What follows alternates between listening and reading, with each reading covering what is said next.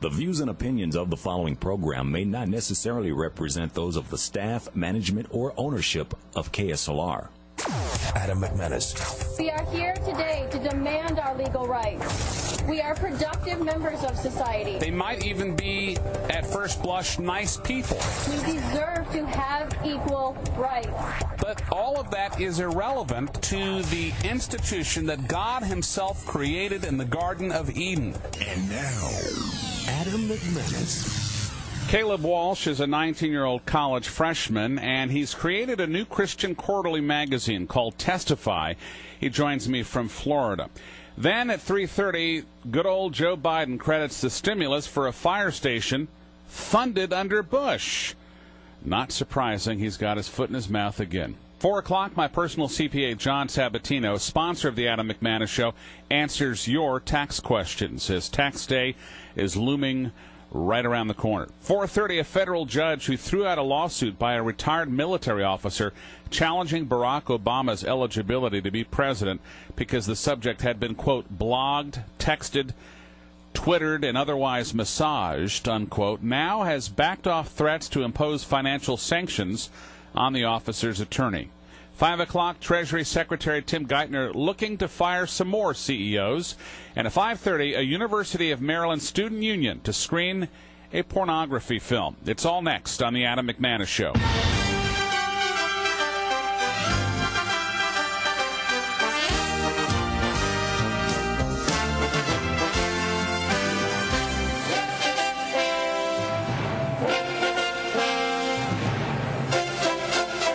Welcome into another daily edition of KSLR's Call-In Talk Show. I'm Adam McManus here weekdays 3 to 6, reclaiming the culture without apology, delivering talk radio with guts, and empowering you to take a stand. Phone number if you'd like to chat, 340-9585. That's 340-9585. Toll free, 877-630 KSLR, 877-630 KSLR. Caleb Walsh, my first guest. He is the creator of a new Christian quarterly called Testify, and you can certainly learn more at the website testifymag.com. $20 a year. Joins us on the line from Florida. What prompted you to put this together?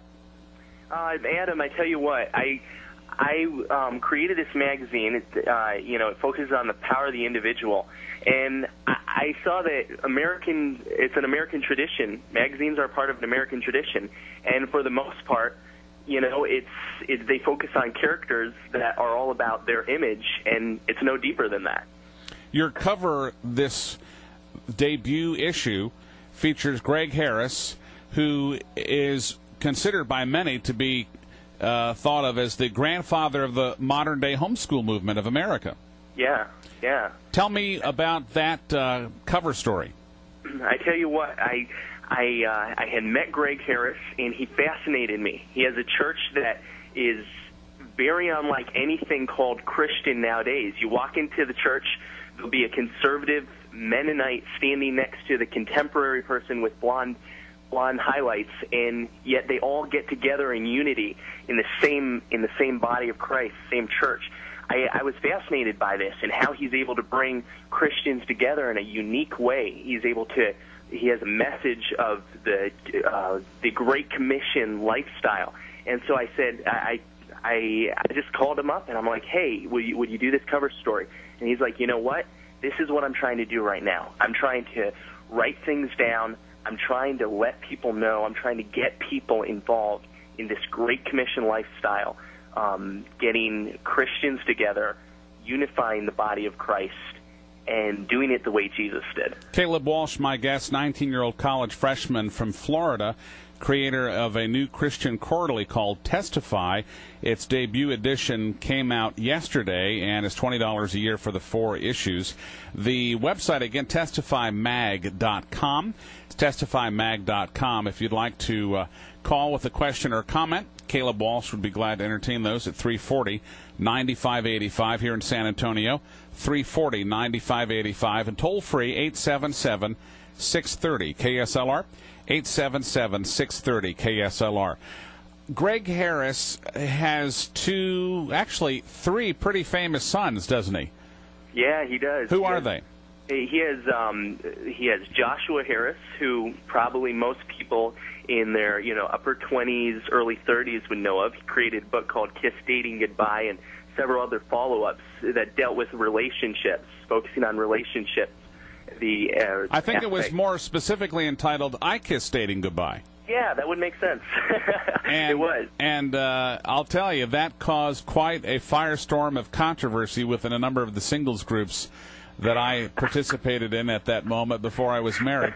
And then his younger two sons, who are they and what have they done? I tell you what, they have done, his younger two sons, they started out with a blog called TheRevolution.com, and then they went on to create the book with a foreword by Chuck Norris called Do Hard Things. These two, they're twins, Alex and Brett Harris, and these guys are dynamic Christian guys, and I happen to, we were working along on a lot of the same teams during the Huckabee campaign, during the presidential campaign, helping out together on that. And we really met up during that, and I was inspired by their book, and the whole family's this dynamic family that's living the message they speak, so to speak. I have had the honor of interviewing both of them at least twice for their book, Do Hard Things. I was inspired as well, and I thought to myself, I wish this book had been out when I was 13, and maybe I would have accomplished a lot more by the ripe old age of 42. Did their specific book and perhaps a seminar of theirs that you might have attended inspire you to start this magazine, Testify?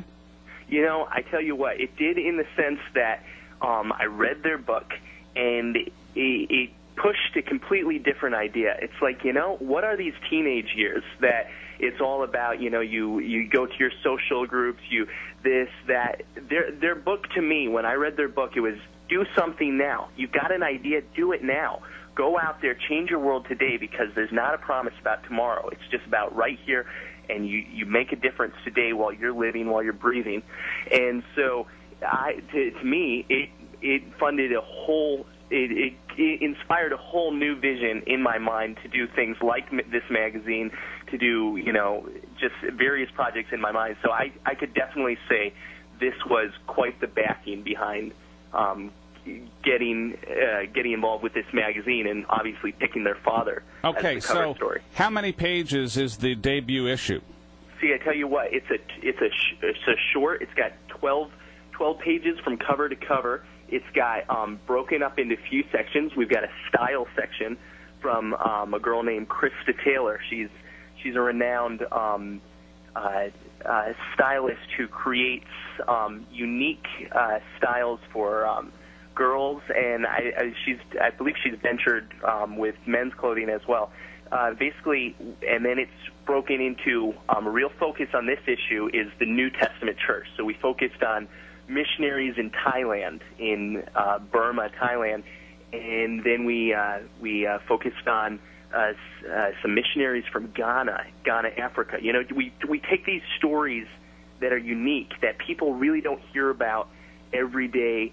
It's something a little bit different, because if you think about it, magazines are on the down right now. Magazines don't sell, but special interest magazines is what people are after. And so who is your demographic audience? Who are you trying to reach? Age range, socioeconomic status, etc.? Yeah, no, I would say I'm trying to reach everybody from 18 to 35, and then you know what? We pulled the Greg Harris crowd in there, so we've got even that. So, the original demographic with this was, from 18 to, mid-30s. And who would you compare it to? What would you compare it to in terms of other magazines we might be familiar with? I'll tell you exactly. It's like People Magazine, except exactly the opposite. In the sense, People Magazine focuses on the individuals, people, what's going on in everyday life, except it focuses on people who are just obsessed with their image and people who don't point beyond their image. Does that make sense? It's in the sense people who their lives are a living testimony to what they say, and it's not just all about, hey, this is what's going on in my life. This is just... Well, I would say on the positive side of People Magazine, especially for the 18 to 35-year-old, the articles are short. There's lots of pictures. Yeah. And ultimately,